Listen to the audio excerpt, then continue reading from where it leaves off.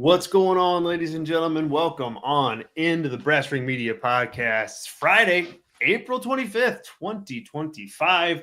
I am your host, Zach Haydorn, and it is a pleasure to be here on this Friday afternoon. I'm without my partner in crime, though, Tyler Sage, out on assignment today. So it's just me, but it's me and it's you. So thank you so much for being here. I appreciate it. It is pouring rain outside. I mean, storm, lightning, thunder here in Chicago. It's out of control. So if you hear any of that madness going on or any of that noise, that's what it is. It's absolutely, the weather is nuts. The dog is stirring downstairs because she wants to go outside, but she also is just not great with the thunder. So she's fine. Anyway, thanks so much for being here. We are live with this show twice a week, and this is our second one of the week.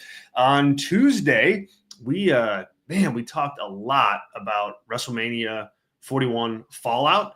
We talked about The Rock and his comments and framing of the WrestleMania 41 main event and his reasoning for not being at WrestleMania. We went deep into that and also just into the post-Raw WrestleMania and Seth Rollins and Paul Heyman and all that great stuff. So if you want a heavy dose of that, make sure that you check out that show. It's right here on the One True Sport YouTube channel. It's also on the Brass Ring Media podcast feed, which you can get wherever you get your podcast. Just search Brass Ring Media and subscribe to the Brass Ring Media podcast.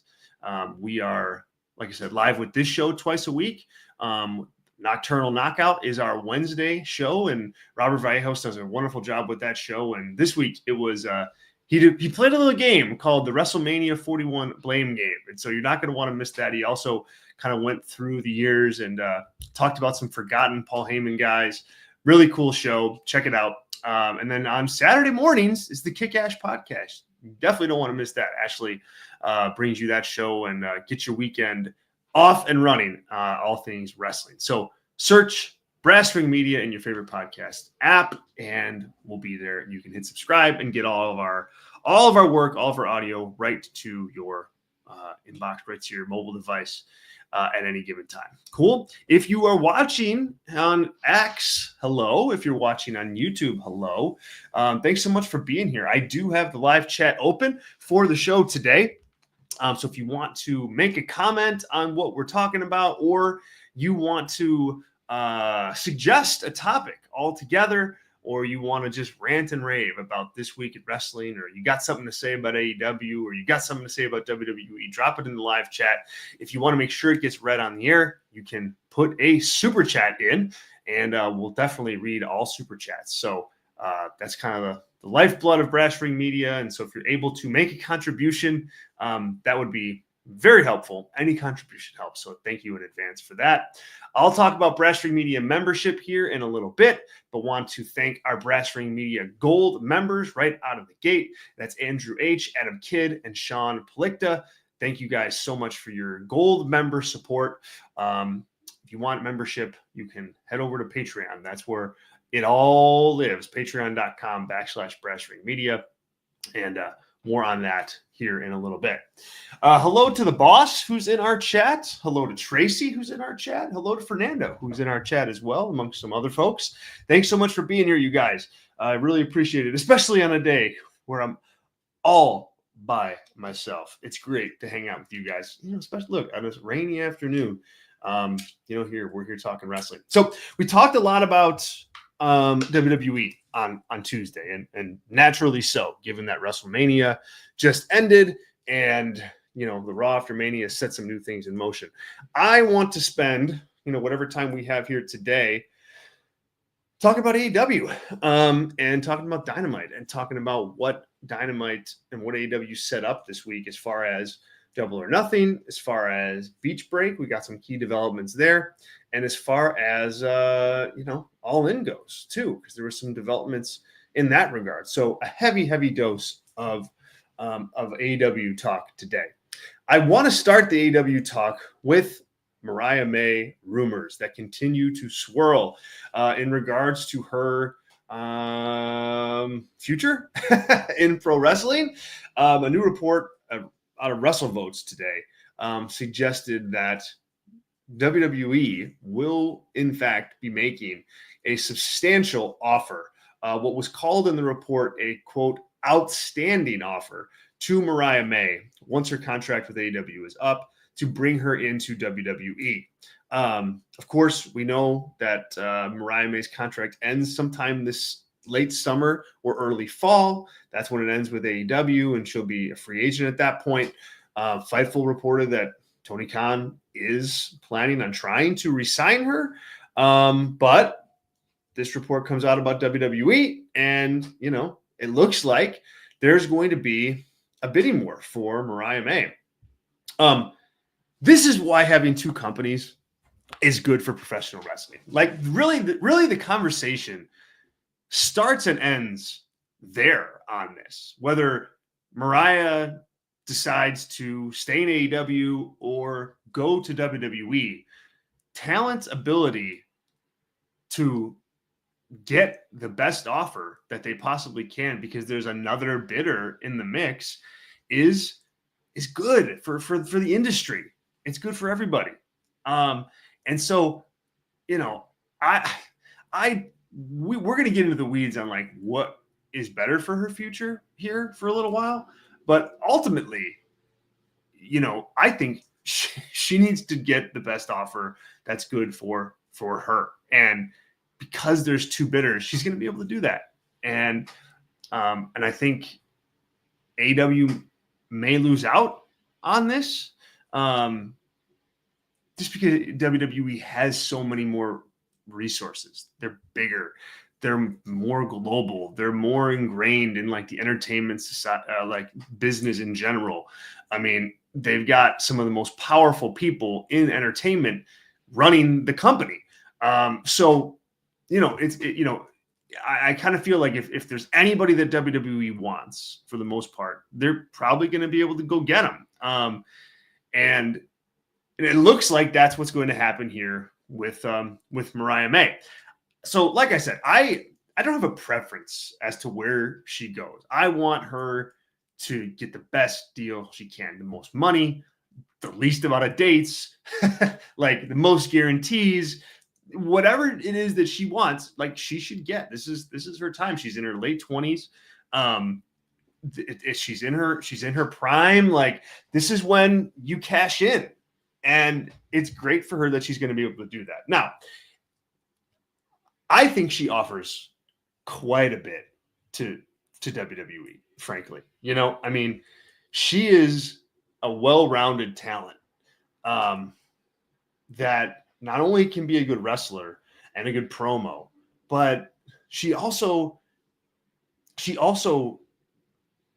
has the ability to like be like a content driver, which is what WWE very much is.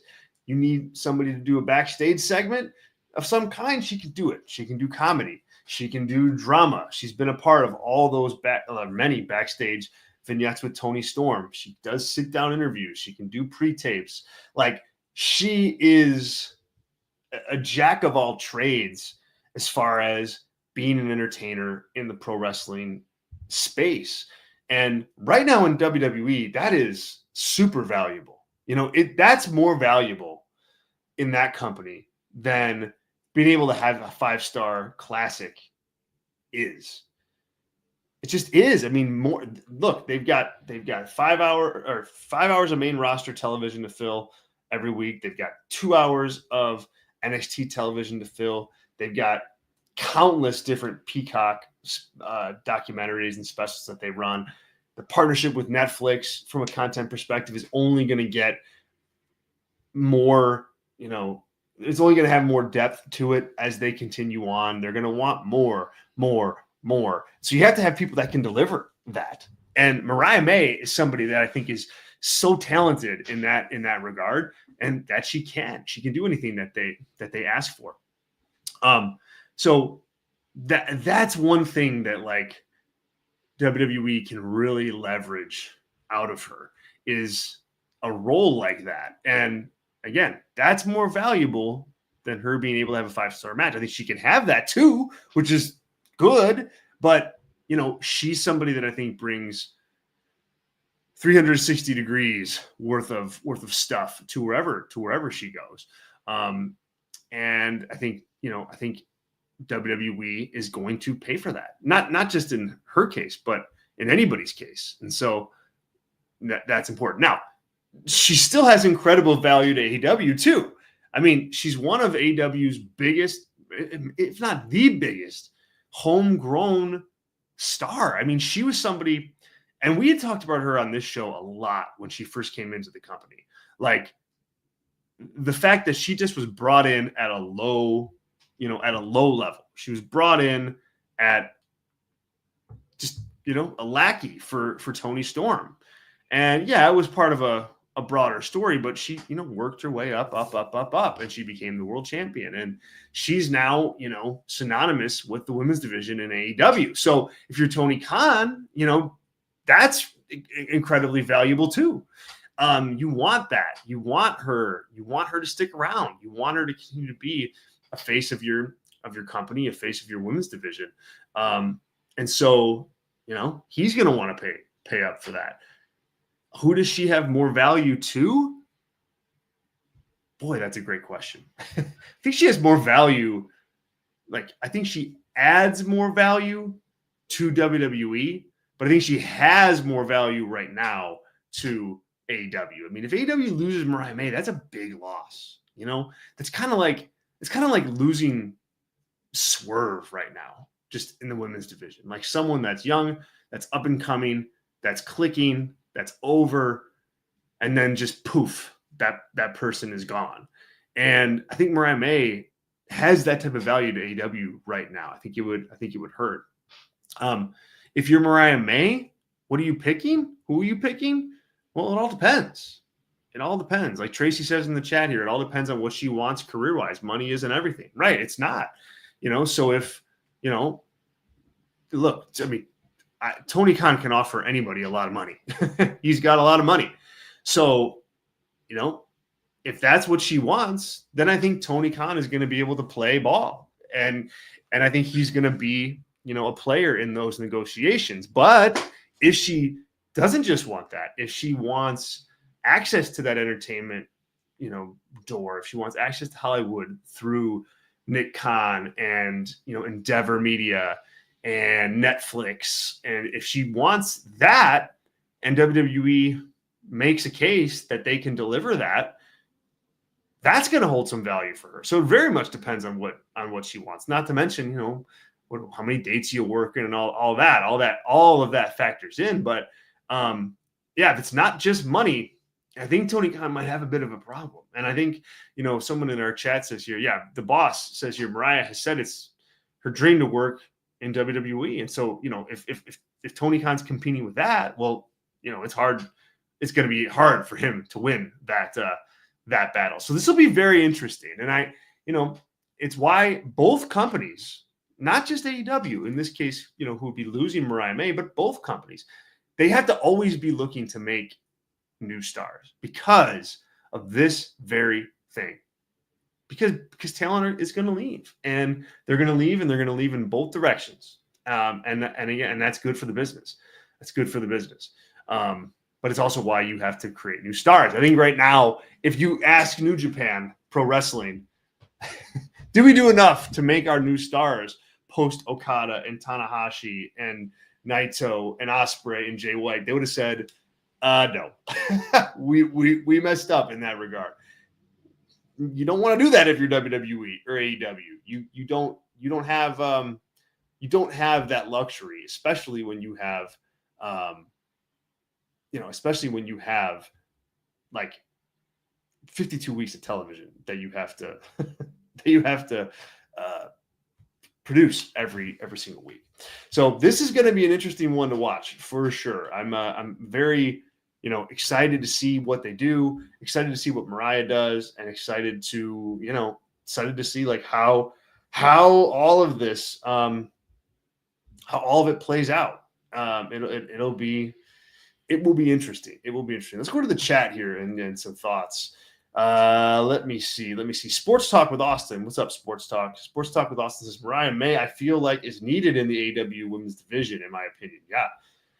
It's kind of what I just mentioned. Like, she's valuable in that regard, because she's there now.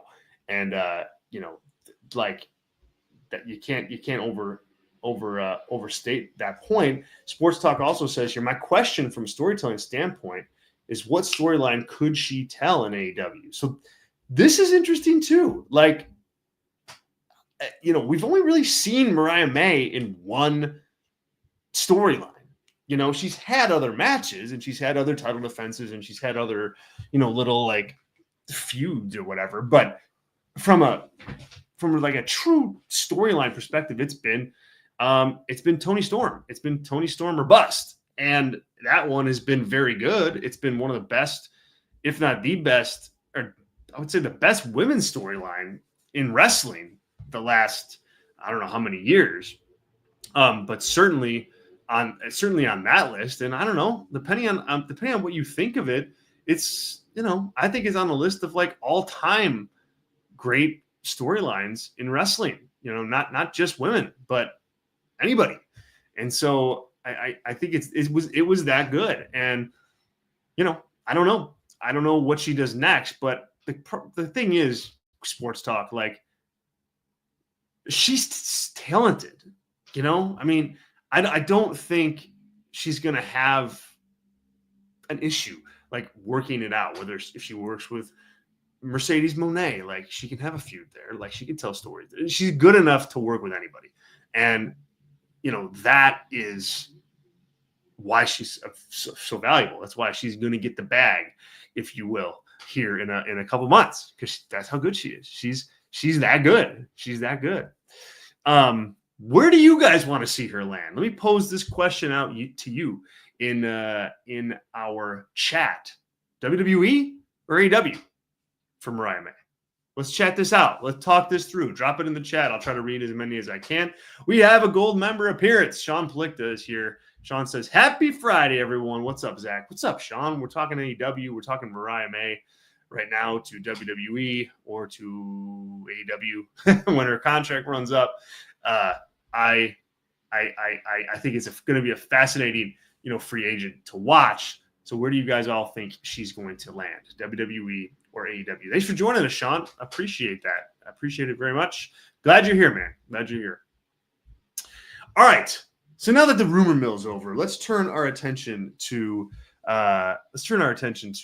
this week's episode of AEW Dynamite. A slower episode, compared to last week's show, which I thought was just an awesome show. We didn't get a chance to do much with that show because of WrestleMania weekend and all the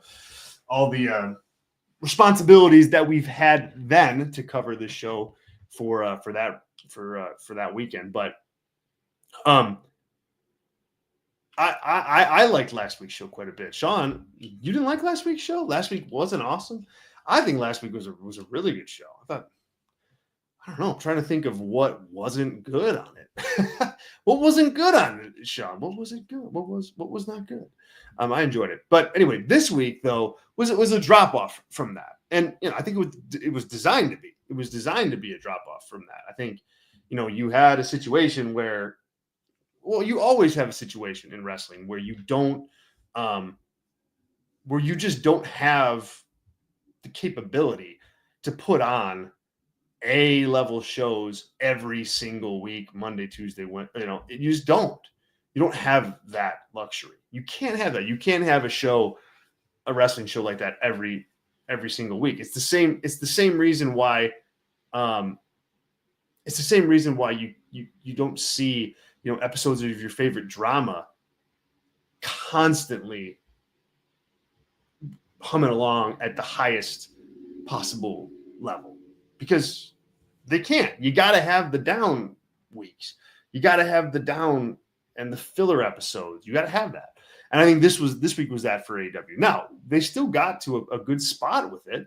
I think they still landed in a good place. Samoa Joe versus Jon Moxley is the next AEW World Championship match that we've got on tap. And I like this match a lot. It's one of the matches that when Moxley became champion and you looked at potential opponents, you say to yourself, okay, that Joe can be a good one. Joe can be a good opponent for Moxley. And why? Well, because Joe is menacing. He's intimidating. He's been an AEW world champion before, so there's credibility to him. And he can talk. And that's what I hope they get to here. I hope we get to see like a talking segment between Jon Moxley and Samoa Joe. I was just watching right before I hit go live on the show. I was watching that promo that Joe cut on Brock Lesnar all those years ago, where he yells at him in the middle of the ring to like look at him in the eye and not look at Roman Reigns. And it was real. It's just like oh man, Joe, Joe's not afraid of anybody type thing. And so I think he can bring some good stuff, some good material to Jon Moxley. And if you haven't seen that, I'll try to go back and retweet it, because it's so good. It's so good. And it's like the essence of Samoa Joe as a pro wrestler in that moment. And it's great. But I think Joe can bring a lot of that to the table with Moxley, and it can help a lot. The problem is that you don't have any drama around who's going to win this. So for as good as Samoa Joe is going to be in this feud,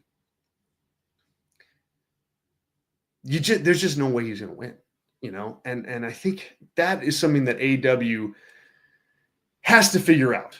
And WWE, I think, does a little bit better with that, because I think they're better tiered as far as like the hierarchy of their stars.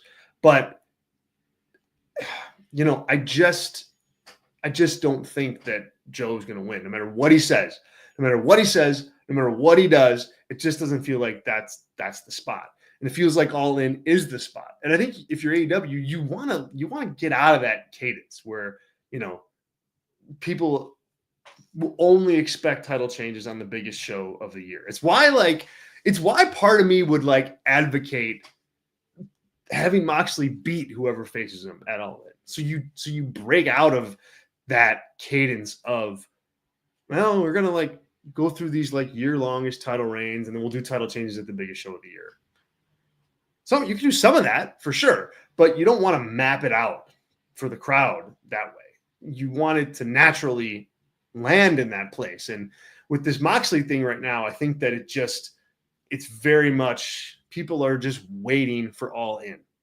And if I'm Tony Khan, I would be trying to figure out a way that to get people out of that thinking without just completely destroying like what they have planned and the narrative. And they may not be able to do it for this, So I'm not suggesting blow up everything, but you do want to get people out of that pattern. But so I really like the match. I really like, what Joe has done. Look, not many people get to like choke out Jon Moxley 2 weeks in a row. that doesn't happen. And there you have it. This week it did, last week it did. So, they're giving Joe a lot here. They're trying. I think they're pulling the right levers to make sure that they try their best to position Joe as a potential winner. But I still just don't think anybody really believes that's going to happen. Sean, our gold member here, says Joe just feels like another guy to lose, and he deserves better. He just doesn't need a trios title on him. Well, nobody needs a trios title on him, Sean. The company doesn't need those titles. The tag division has suffered since they've come on board, and they're not valuable. They tried this week to make them valuable, but they're just not. They're just not. They look like a consolation prize toy. And even a guy like Joe, I don't think really could get it over that huge. As far as another guy to lose and he deserves better, yeah, I mean, I don't know. Like, yes, he's another guy to lose here. I as I just said, I agree with you on that. Does he deserve better? I mean, yeah, I don't know. It's still world title match. He's getting a world title pay-per-view on a special episode of Dynamite in a big market. Like, I think that's pretty good for Joe at this point in time. Like, nobody's going to be turning down world title matches. So I think this is a good spot for Joe. I think it's a good spot for him. And I think the company needs to be better about how they present these types of matches and the matches around it. So it's not as predictable at this, but I don't get the sense that it's predictable. It's not predictable because Joe is involved. It's predictable because of what everybody else knows is coming and what everybody else knows is set up. That, I think, is hurting this more than Joe as an opponent. Joe is getting a lot here in this build. And that, I don't think you can't discount that. You can't discount that. Thanks, Sean. Tracy says here, a good story needs big moments and laying the groundwork moments. Yeah, exactly. That's what I was saying. I think you're alluding to the conversation we just had about the filler episodes where at some point you got to take time to plant the seeds, right? I think that's what, it's what you're saying. Like, you got to plant the seeds so everything can grow. If you don't plant the seeds, nothing can grow. And that's that. I think that's what they've been doing. And I think that this week was a part of that. Andrew H., our other gold member, thank you, Andrew H., says, can Joe just run Mox out of town already? I think that's not going to happen. But hey, I'll be cheering for Joe, and that's what you're supposed to. You're supposed to do that. That's what they want. That's what they want. Andrew H. also says, Tony thinks so much of Joe. He's having a main event with Mox on a named Dynamite. Can't wait for that. Are you being sarcastic, Andrew H.? I kind of think you are with this next note that says Haydorn is drunk defending this silly shit. I am not. I'm not. This is fine. I don't know. This is fine. This is fine main event level stuff. Seriously, I just don't know what more you could want out of a title match like this one. I mean, Joe's a former champion. That matters. That has to mean something. So I don't think I'm out of this world kind of defending what they've done here. I wish it mattered more in the the narrative of everything, and it just doesn't. So if you don't like it for that reason, okay, but that's different than not liking it because you think Samoa Joe is getting treated poorly. I don't think that's the case. I don't think that's the case here either. The other thing that's happening at this time is they're building up, a team versus team Anarchy in the Arena style battle for Double or Nothing. And I don't know, guys. What do you think of that? Thumbs up or thumbs down? I mean, I kind of think that I don't know, Anarchy in the Arena, I know it's a tradition for AEW, but that tradition started during COVID where there was nothing else to do except for, trying something crazy like that, where you had an empty stadium and you could, it was called the Stadium Stampede back then, where you could do that and it made sense and it was worth trying. Here, it's all right, we're going to do this Death Riders and Young Bucks thing against, Swerve Strickland and, the Ops most likely, and just, somebody else perhaps. And it's just I don't know. I'd rather see a good title match for Jon Moxley, or I'd rather just see something else with Young Bucks. I think these Anarchy in the Arena things have kind of run their course, and they are operating a lot like WWE Hell in a Cell used to be, where it's it's Hell in a Cell, so we got to have something in Hell in a Cell, so this is going to be in Hell in a Cell, and kind of this is working the same way, where it's it's May, we need Anarchy in the Arena, so let's make this Anarchy in the Arena and let's work to get there. And it's no, I just think you're past that. I think you're doing something here that's just tradition, and it's not necessarily. It wasn't a bad tradition for the times, but it's a bad tradition now where you can't do it the same way. You can't even do the match the same way because you don't have an empty kind of stadium or an empty arena. So I think, you let this thing go. You've got Blood and Guts that usually happens in the summer right around the corner too. So you're right back where you started. Like, it'd be better to just take the time now, build this, whatever this feud is, and blow it off with that match instead of Anarchy in the Arena. That'd be my guess. That'd be my choice. And I think it's, look how much talent is in that match. I mean, if Adam Page is in that, and Swerve Strickland is in that, and the Young Bucks are in that, and Moxley is in that. Like, that's a lot of salary. That's it. That's in that match. Oh my God, my voice squeaked there. I don't know. I just think it's run its course, kind of like the Survivor Series elimination matches at one point. I think you're like primed to bring them back a little bit right now, but a few years ago, the Raw and the SmackDown, like, just was like so tired and so overdone and so just like blah. That's kind of what I think of this one right now. My 2 cents. All right. Also this week on AEW Dynamite, let's talk a little bit about MJF and Bobby Lashley and Shelton Benjamin and MVP and the Hurt Syndicate. Man, I'm mixed on this. I'm mixed on this. On one hand, I've enjoyed the Hurt Syndicate quite a bit in everything I've written for Brass Ring Media on our Substack newsletter, which you can find on Substack, shockingly enough. Right now, just Brass Ring Media, search Brass Ring Media in Substack or Brass Ring Media Substack in Google will come up. We've got written content going out every day. Later today, I will have an interview with Jennifer McGee. She's the author of the Sami Zayn and Kevin Owens book from Hybrid Shoot, the same publishing company that published my Steve Austin book. And this is a tremendous read. So you definitely want to pick it up, but more so than that, listen to the interview. It's really cool. It'll come out as a spotlight episode. And we'll also put it in print in the newsletter. So check that out when it drops a little bit later today. Anyway, what I've been writing about MJF and Hurt Syndicate has been, this is fresh.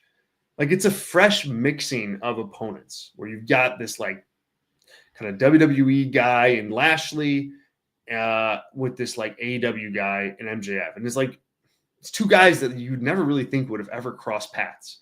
Like, there was never, it wasn't anything that people were like, oh man, can't wait for Bobby Lashley versus MJF to feud in AEW. Like, nobody thought that. And I thought they've brought a fresh element to the show with this feud. I just don't know at this point, like, what the end game is. And I think, MJF has gotten over a little bit again as a babyface in all of this. If you go back and you watch the segment from this week on Dynamite, when Shelton Benjamin gives him the thumbs up to join the Hurt Syndicate, that crowd cheers loud. Like, I don't, and I just, are they going for that reaction or are they not? And if they are, I question that strategy.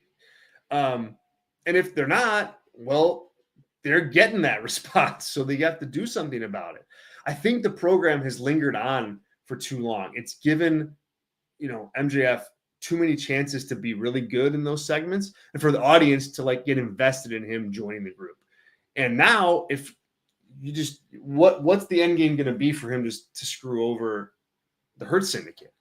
Like if Bobby Lashley doesn't let him in now, I feel like that is going to come across as more heelish than MJF does.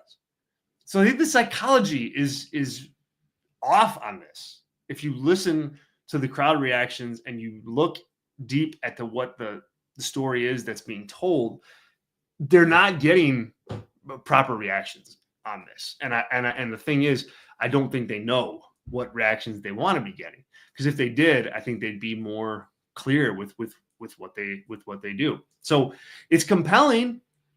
I kind of want to see what happens, but I don't think it has the makings of a good pro wrestling feud because the lines aren't drawn enough, and the crowd isn't invested in one side or the other. And I think that's a big problem. Sean says here in our chat, MJF seems like he's trying to get cheers for sure. And I didn't like the segment last night. Yeah, that's why I didn't like it either. I didn't like the cheers, like, because then what's the end game? If you get cheered and then you get into the Hurt Syndicate, then you're in the Hurt Syndicate. End of story, I guess. If you get cheers and you don't get put in the Hurt Syndicate, well, now the Hurt Syndicate are heels. And that's not good either because the crowd wants to cheer them. So they've just set up this weird like dynamic. And I think you gotta paint the lanes on the road and stay in your lanes and figure this out. What's the end game from a match perspective, though? That's the other question here. Like, do we build to something where it's like Lashley wants to take on MJF, and if MJF beats him, he's in the Hurt Syndicate? Like, okay, that could work, I guess. But again, who are you cheering for in that? You're cheering against Bobby Lashley.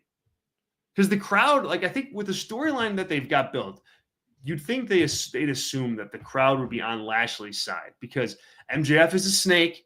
MJF is a bad friend. MJF is self-serving. He's only using the Hurt Business to get a title shot and get protection for when he has the title shot. As a fan, you should be looking at that and you should be going, hey, don't let him in. We don't want you to let him in. And therefore cheering Bobby Lashley. But that's not what's happening. It's been entertaining, so people want him to be in there. And it's messy. It's messy. It's muddy. Back to Sean here in the live chat. Sean says it's been mixed the whole time. They should have been clear from the beginning with the Hurt and Syndicate. And MJF has been acting ridiculous lately, and it hasn't been funny. Yeah. I mean, it reminds me, and it's not as bad as what I'm about to say, but it reminds me like that it's on the road. It's on that road, and that like is Adam Cole, MJF. Like this is on that road where you had MJF positioned opposite Cole, where you figured, hey, like he's going to turn on him at some point, and then there's your big match, and then people just started enjoying the MJF and Cole pairing, and they went with that instead, and we know how that ended. Not good for anybody. Everybody's still recovering from that, including AEW as a company.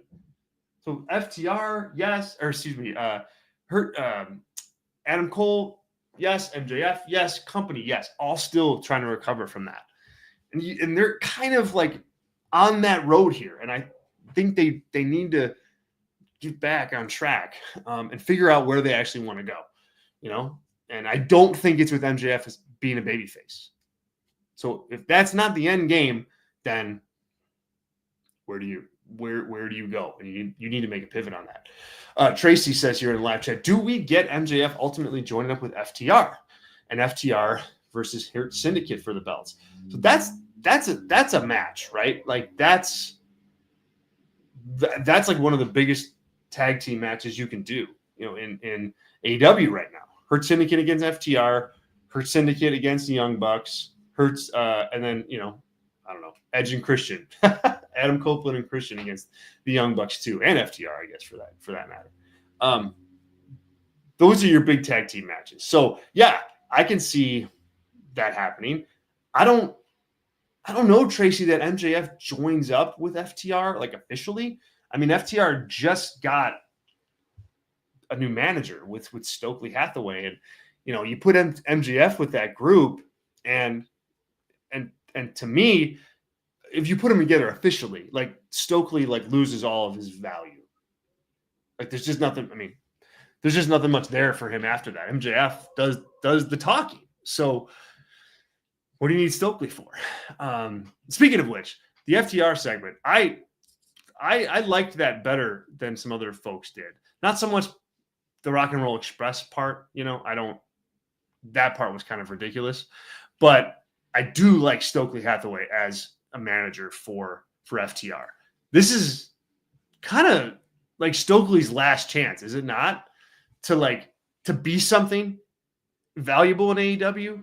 I mean, he's tried so many different things, and it's never it's never gotten off the ground. Like, it's not, whether he was with Pinnacle, or I think he was with the Pinnacle, or whether he was with Willow and Chris Statlander, like none of that worked. None of that clicked.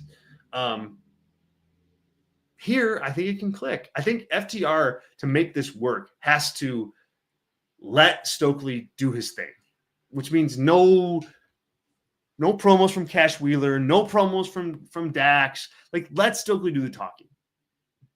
That's what he does best. And I think it's his last opportunity. I mean, this is a good opportunity to do something with Stokely and to make him more valuable, because it just hasn't worked. And so I hope he gets the time and the space to do what he needs to make sure that he gets the job done. Because he can still be an effective manager, but it just hasn't worked for any other reason. Sean says here, I didn't like the FTR segment last night at all either. Why are the Rock and Roll Express coming to the ring when they know they're going to get beat up? Makes no sense. Yeah, I mean, I didn't like it either, Sean. I thought it was silly. I thought it was just like overly, just overdone. You had what you needed. You got Stokely involved. You had some heat after they talked, and that's that. I think Rock and Roll Express coming down was bizarre. Was bizarre. Sean also says here, FTR are better as heels. Do they really need Stokely as their manager? Do they need him? No, I don't think they need him. They don't need him. But I think he spruces them up. I think he can spruce up the act if they let him. But you got to give something away in order to do that, and they need to trust him. That's the name of the game. And so if they don't, then forget it. It's DOA. But if they do, I think he can be important to them being heels. Andrew correctly points out here, Stokely was part of the devil angle as well. Can grab MJF into it. Yeah. I blocked the devil angle out of my brain, like most people, or at least most people should have. So yes. Stokely was a part of that angle. It's not something anybody wants to remember, including Stokely. You can bet on that. Thanks, Andrew. All right. Let's see. Last thing in my notes here today is to talk about the Women's Owen Hart Cup Finals. We've got, we know now, Mercedes Moné will take on Jamie Hayter in the Women's Owen Hart Cup Championship. Winner gets a world title match at All in Dallas in July. Biggest show of the year. So there's a lot on this match. And I think this has been a good tournament on the women's side. I think next year, like, you should think about making it bigger, like making it the field a little bit bigger. It seemed like it went by like a little too fast for me, especially for something that's not gonna, like, the winner is not gonna get their title shot until July, which is another, almost 3 months away.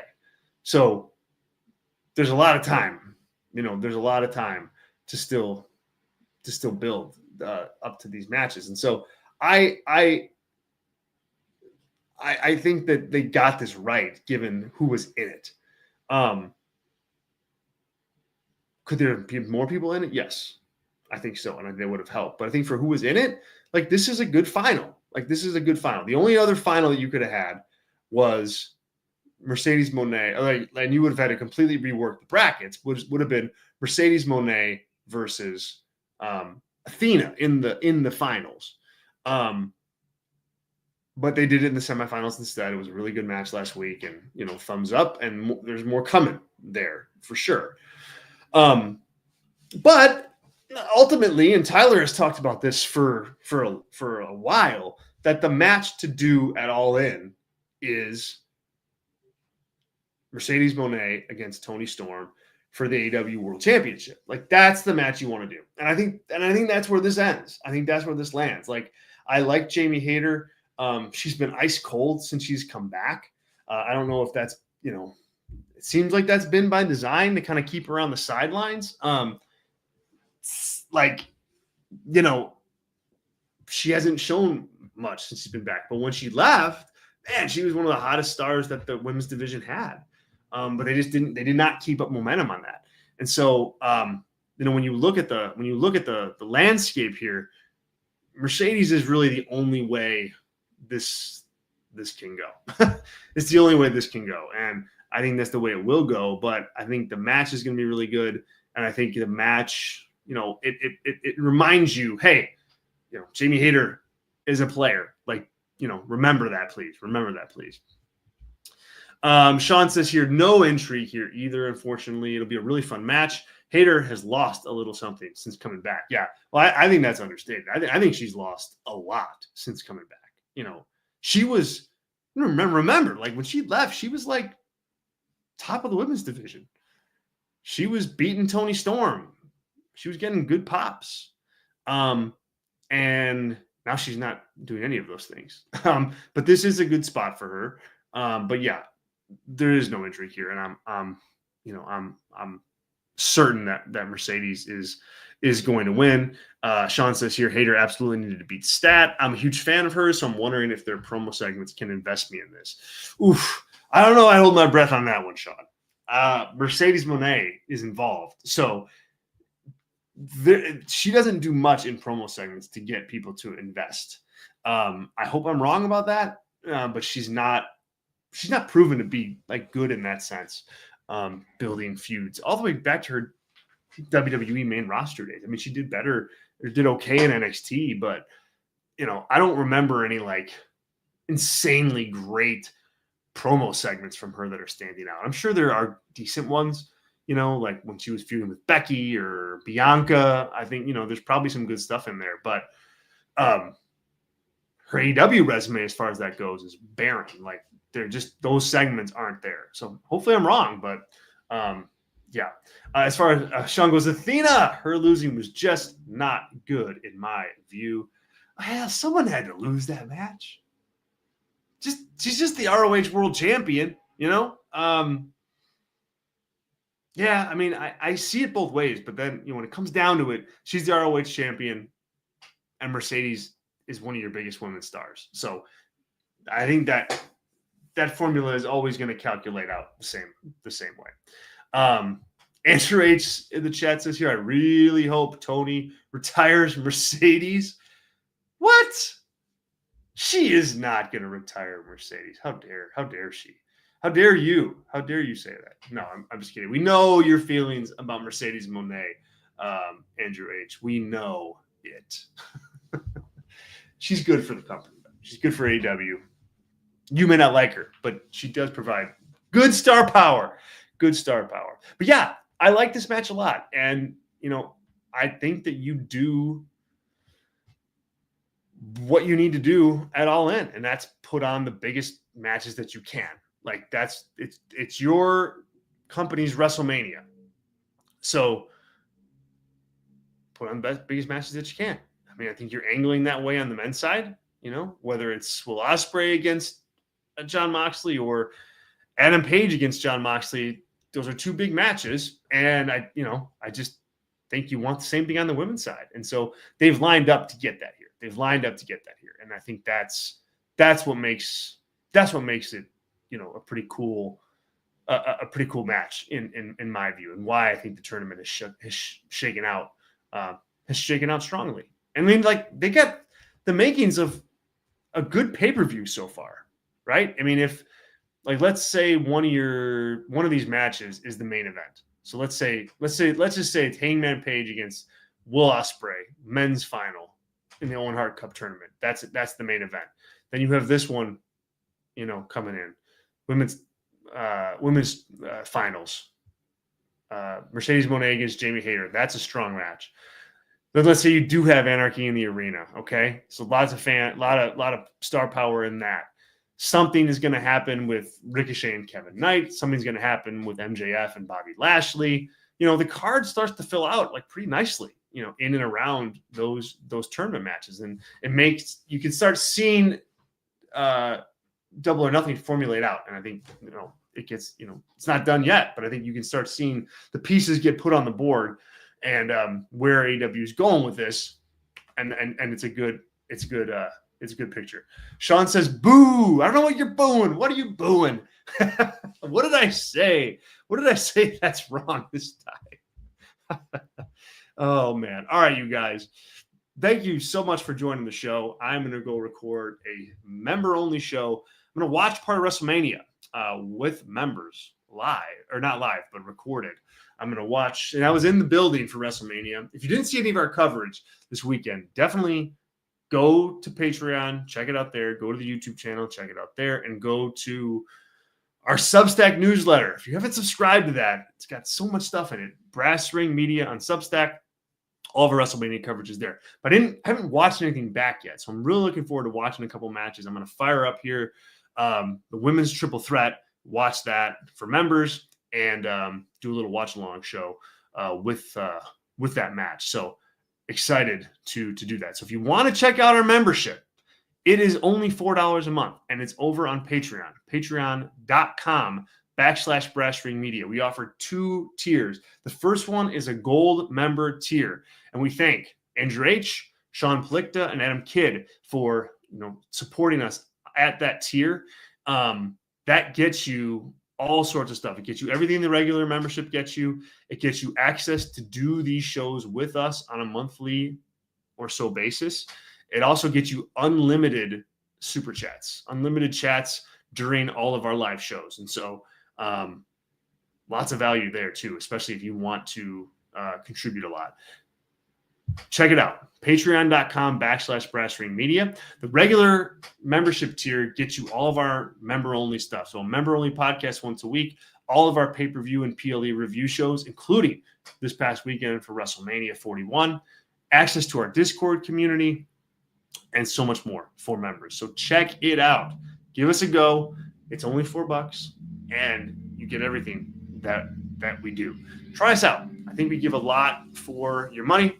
And I think we cover this business the right way, and really happy that we have the support that we do. So thank you to all of our members. Thank you to our gold members, and do what Sean says here. Become a member, everyone.